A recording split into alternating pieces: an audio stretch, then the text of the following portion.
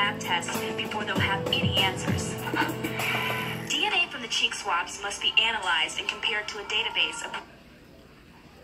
Peace, y'all.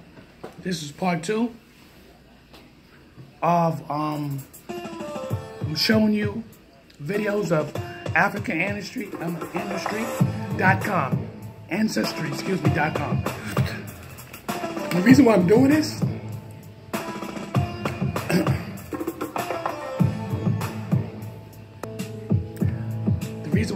I'm tired of my people being brainwashed, and we need to know who we are. Not only that, we need to know who we are. So if anybody sit there and say, oh, well, check this out. You don't even know who you are. I don't know who I am. Well, guess what? Now we can go online, AfricanAncestry.com, and it will pinpoint where you're from Africa, yeah, your descendant. So you can have a claim. Understand that? I'm SHU AMUN RA. It's time to do that. Now, a lot of people was doing that. They was going to, what was the other one called? Something tree. Family tree something. But I never thought that was accurate. I'm not saying don't go to them. But I'm saying I'm going to the AfricanAncestry.com. That's what I'm going. And I want to show you the video. So, here's the video. Wait. So I'm going to show you the video.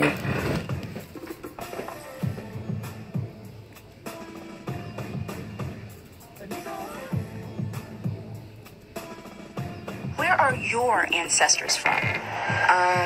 Well, my great-grandfather was from South Carolina. These 4 Washington, D.C. area teens are like most African Americans whose ancestral past is a mystery. That's because of the transatlantic slave trade, which began in the 1500s. European slave traders brought captured Africans to South America, the Caribbean, and the United States on a sea route called the Middle Passage. The enslaved worked on plantations, were often tortured, and their lives before slavery forced to be forgotten. When Africans were brought here, they were torn apart from their families. They lost their languages, their cultures, and traditions. But thanks to advancements in science and the work of geneticists, scientists are now able to use DNA to unlock the mystery of family histories lost long ago. Well, the amazing thing about DNA is that we inherit it from our parents, and there are certain portions that we inherit that don't change from generation to generation. DNA is found in the nucleus of our cells, and it codes for genetic information like hair color, skin color, height, and lineage. Mitochondrial DNA is a specific type of DNA we can only inherit from our mothers. So I have the same mitochondrial DNA as my mother, and her mother, and her mother, and so on, all the way back. So when we find 2 people who share the same mitochondrial DNA, for example, then they must share maternal ancestry. Translation: when you found a match, you found your roots. Rairu, Brittany, Norrell, and Anisha are ready to make that discovery. I guess it's an overwhelming feeling. Since I don't really know much about my history and all. Well, I think it's great because I'm getting an extra piece of my history.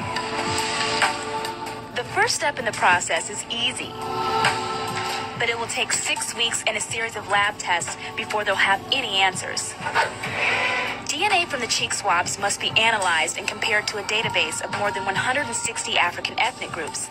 I asked everyone to take a guess about where their family trees might be rooted. I would say South Africa, probably Liberia, because I just like the name. My friend is Nigerian, and we look just alike.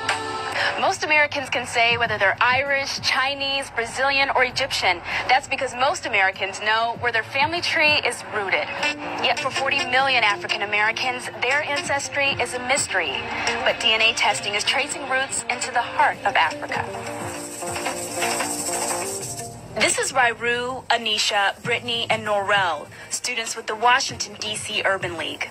Like most African Americans, these teens don't know much about their origins. If you don't know your family, you're not going to know where you're going to be able to go in life.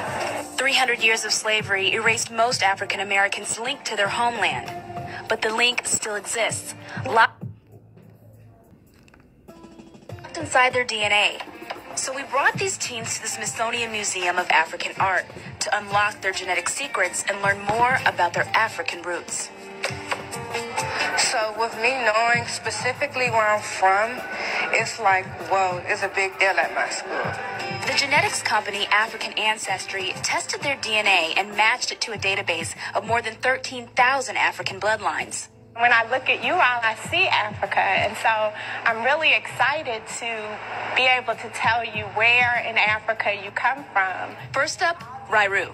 We traced your ancestry to a country called Nigeria. I knew it. You knew it? I had a good feeling. I don't know why. I just... Well, what do you know about Nigeria? Not much at all.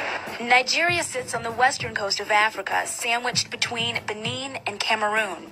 And more than 250 ethnic groups live within its borders. Well, Nigeria is actually the country that we find the largest number of results from. But in our group, it wasn't Nigeria that yielded the most results. You and everybody on your mother's side of the family share ancestry with people living in Cameroon. We talked about that earlier. Yes. Like Anisha, Norel's lineage originated in Cameroon. Well, me and my family, we plan on going to Cameroon. His family waited for Norel's test results before booking a flight across the Atlantic to Cameroon. Like its much larger neighbor Nigeria, Cameroon has hundreds of ethnic groups. The people speak 24 native African languages, plus English and French. Cameroonian culture absorbed these languages after European colonizers arrived in the 1500s to trade goods and acquire slaves. Now when people ask me where I'm from, I have to either say Washington, D.C., or I have to say, well, technically I'm from Cameroon. Unlike the other teens, Brittany is from more than one country. You share ancestry with people in two countries. There's two little tiny countries on the west coast of Africa. One is Guinea-Bissau, and the other one is Sierra Leone. Roughly 3 times the size of Connecticut, Guinea-Bissau sits on the western coast of Africa. In 1446, it became one of the first areas on the continent explored by Europeans. One country away from Guinea-Bissau is Sierra Leone, Brittany's other ancestral home. It feels really good to know, to actually zero in on where I'm from. European merchants used the country as an outpost for the sale of Africans until the slave trade in Sierra Leone died out in the 1700s. Now, less than 300 years later, the American descendants of slaves stolen out of Sierra Leone and other African countries are reconnecting to their ancestors and their homeland. This is a very wonderful experience because you never know what you learn about yourself. Like, this opens new doors. Doors of learning. I probably start looking on the internet, searching, and then I make my way to the library. And self-understanding. It makes you feel better, like knowing where you're from. You African American, but you don't know what part of Africa you're from yet. So I feel a lot better now. So just like Brittany, Rairu, Anisha, and Norel, I also took the DNA test. Going in, I thought my maternal ancestry might be traced to Ghana, but the results are in, and part of my family tree is rooted in Cameroon, just like Anisha and Norel.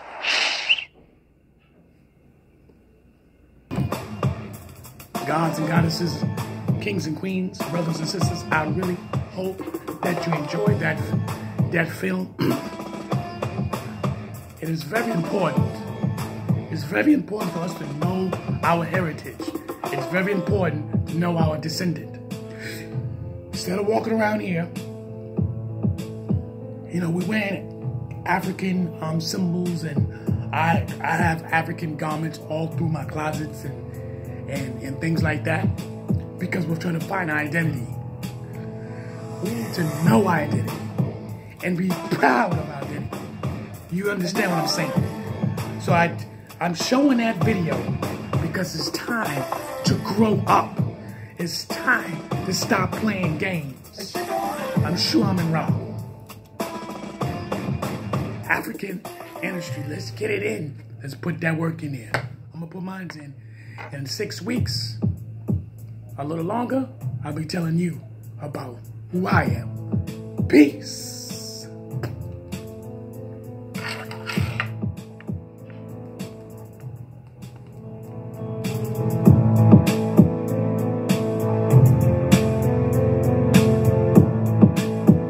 Let's stop being brainwashed.